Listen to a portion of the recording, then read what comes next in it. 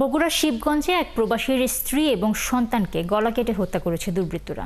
সোমবার দিবাগত রাতের কোনো এক সময় উপজেলার সাদুল্লাপুর বটতলা এলাকায় এই ঘটনা ঘটে। শিবগঞ্জ থানার ভারপ্রাপ্ত কর্মকর্তা জানান, সোমবার রাতের কোনো এক সময় ওই এলাকা বাসিন্দা প্রবাসী ইদ্রিস আলীর বাড়িতে হানা দেয় দুর্বৃত্তরা। মঙ্গলবার সকালে প্রতিবেশীরা জানালা দিয়ে ঘরের মেঝেতে মা এবং ছেলের মৃতদেহ পড়ে দেখতে পায়। পরে শিবগঞ্জ থানা পুলিশে খবর দিলে পুলিশ মরদেহ উদ্ধার করে। প্রতিবেশীরা আরও জানায়, ওই বাড়ির মোটরসাইকেলটি তারা দেখছেন না। তারা মনে করছেন হত্যার পর দুর্বৃত্তরা মোটরসাইকেলটি নিয়ে গেছে। পুলিশ আরও বলছে, ঘটনার প্রাথমিক তদন্ত শুরু হয়েছে। দর্শক, শিবগঞ্জ থেকে আমাদের সাথে এই বিষয়ে আরও জানাতে যুক্ত হচ্ছেন সহকর্মী আবু সাইদ। সাইদ, পুলিশ এই ঘটনার তদন্ত করছিল। এই ঘটনার বিষয়ে পুলিশকে কোনো কিছু বলেছে কিনা বা তদন্তে কোনো কিছু উঠে এসেছে কিনা, সবশেষ অবস্থা যদি বলেন। নুসরাত, আপনাকে ধন্যবাদ।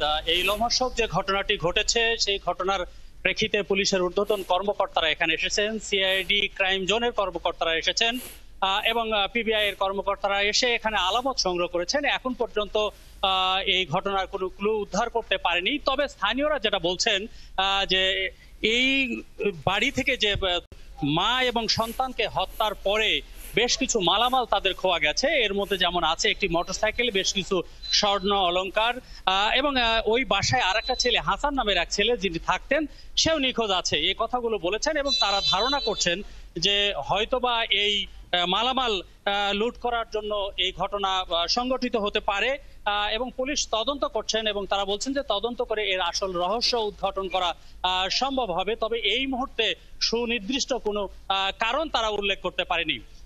নুসরাত, আরেকটি বিষয়ে জানিয়ে রাখতে চাই যে বগুড়ায় কিন্তু আজকে ভোর রাত থেকে ব্যাপক বৃষ্টি হচ্ছে। এর মধ্যেও শত শত মানুষ এই এলাকায় এসে ভিড় জমাচ্ছে। স্থানীয়রা যে কথাটি বলছেন যে এই মা ছেলে হত্যাকাণ্ডের ঘটনায় এক মাস পরে তার একটি মেয়ে, যিনি বগুড়ায় সরকারি একটি কলেজে পড়ালেখা করত, তার ভাগ্যক্রমে তিনি গতকাল রাতে বাড়িতে ছিল না এবং তিনি বগুড়ায় ছিলেন। আগামী এক মাস পরে তার বিয়ে হওয়ার কথা রয়েছে এবং এ উপলক্ষে যেহেতু তার বাবা দেশের বাহিরে থাকেন এবং সেখান থেকে বেশ কিছু স্বর্ণ অলংকার তাদেরকে দিয়েছে, এগুলো লুট করারও একটি কারণ থাকতে বলে অনেকে ধারণা করছে। তবে পুলিশ এখন পর্যন্ত কিন্তু এই বিষয়টি সুনিশ্চিত করে কিছু বলতে পারেনি।